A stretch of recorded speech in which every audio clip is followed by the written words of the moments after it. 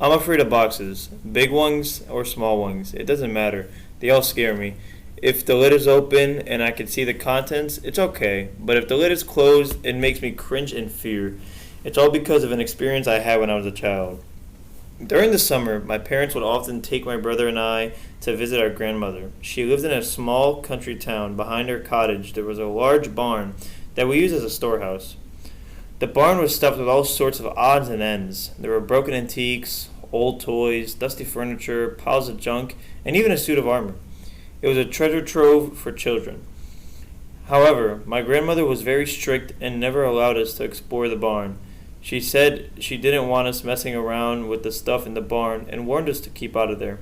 One day, my parents and my grandmother went out shopping. They took my brother with them, and I was left alone. I decided to sneak into the barn and have a little treasure hunt. Sifting through the piles of old junk, I found some interesting items. There was a slab of wood in the shape of a person and a leather pouch filled with brightly colored marbles. I continued searching through the rubbish to see if I could find anything else. At the back of the barn, there was an old chest of drawers. It was decorated with a shiny black lacquer, and there were candles arranged on the top. It looked sort of like an altar.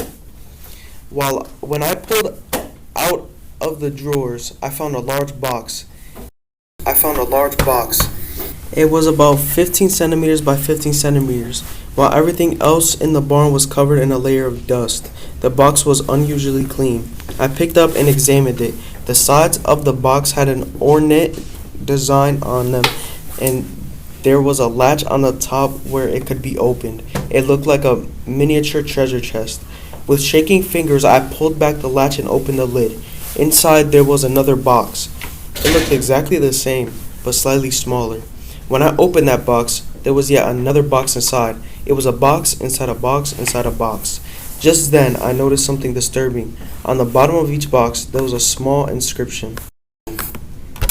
Nose, teeth, ears. I was puzzled and a chill ran down my spine, but curiosity got the better of me and I kept opening the boxes. Kidneys, lungs, pancreas, liver, spleen. Every box was inscribed with all the name of the body parts.